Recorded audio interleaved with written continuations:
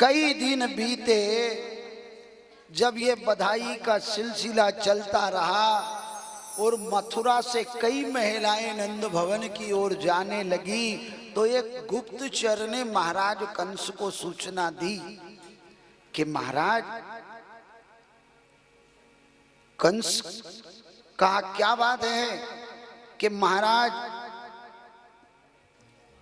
नंद के घर जो एक बालक हुआ है, शायद वह तो कहीं देवता के रूप में नहीं आ गया हो, इसलिए आप उपाय करिए। उन्होंने कहा कि एक काम करो, जो छोटे छोटे बालक है ब्रज 84 में सबको समाप्त कर दो।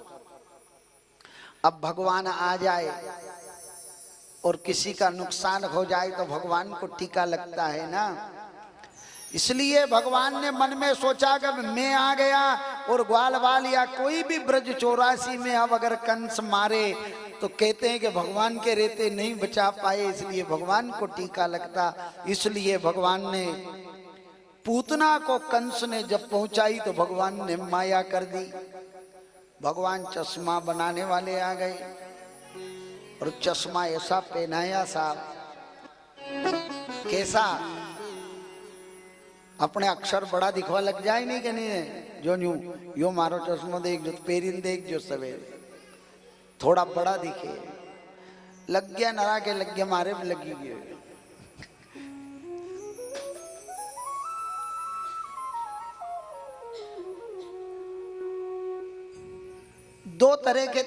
दो तीन तरह का चश्मा रहता होगा, दो तरह का ज्यादा रहता चश्मा।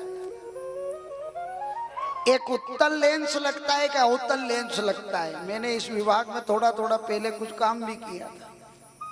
तो दो तरह के लेंस होते हैं कांच, एक दूरदृष्टि और एक पास की दृष्टि।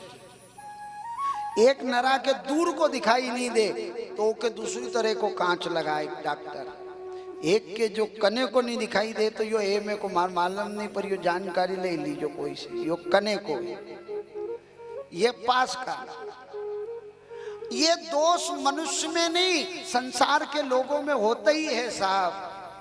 किसी को पास का दिखाई नहीं देता है और किसी को दूर का दिखाई नहीं देता है साहब। कई लोग जीवन में अपने आसपास जो है उनको दिखाई नहीं देते हैं साहब। अहंकार भूत होकर के कई लोग की दृष्टि ज्ञान कने नहीं टिके, बहुत दूर टिकती है साहब। और कई लोग दूर का जो है दिखाई नहीं देता और कने का दिखाई देता है साहब।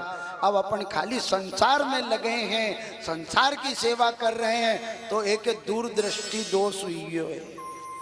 इसको दूर का दिखाई नहीं दे रहा है कि मेरी यात्रा यही नहीं है, ये इतना ही नहीं है, ये घर की सेवा और ये इतना ही नहीं है, फिर अरे मेरा दूरदृष्टि, मुझे तो बहुत दूर जाना है, लेकिन उसको दूर का दिखाई नहीं दे रहा है।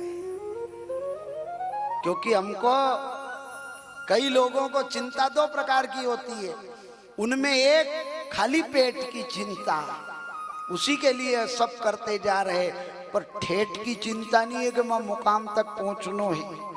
पेट की चिंता कहाँ तक करना चाहिए, एक सीमा तक, फिर ठेठ की चिंता करो कि मुकाम तक पहुंचना है साहब। इसलिए विचार करना, पेट सबका रहता है ना, अपनों भी पेट है। सबसे बड़ो पेट के को या बताओ, पशु पक्षी में बड़ा पेट मिलेगा, मनक में तो थोड़ो बहुत अंतर है, कोई को इतना बड़ो तो कोई को बस, और कई साइज, जैसे ज्यादा साइज तो होगा ही नहीं अब। लेकिन पशु में हाथी का सबसे बड़ा पेट है साहब। हाथी को पेट देखियो कोई नहीं, काम ही नहीं पड़ी ये मारा बा, हाथी महाराज भी नहीं देखिया। हाथी का ये विशाल पेट हो गया, हाथ में भी नहीं ले सका का पेट की। वैसे जाजो मत, नहीं तो कि महाराज बन की ना हाथी के नीचे मारा हाथ नापवा चलिया जाओ। हाथी का इतना बड़ा पेट होता है साहब कि अपना दो ही भुजा में भी नहीं आए।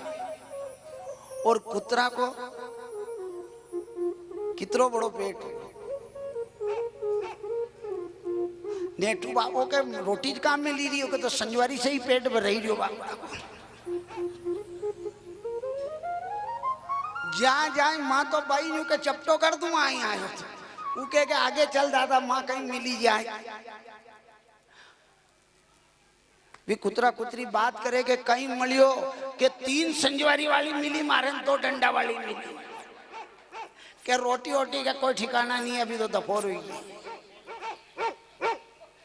पर आप गहराई से विचार करना पेट हाथी का बहुत बड़ा है साहब अब चिंता ज्यादा के होनी चाहिए हाथी को कितना चाहिए 1 मण चाहिए हाथी को 1.25 मण ऐसा कहते थे ये बुजुर्ग लोग कि ये हाथी 1 दिनों में खा जाता है 1.25 मण साहब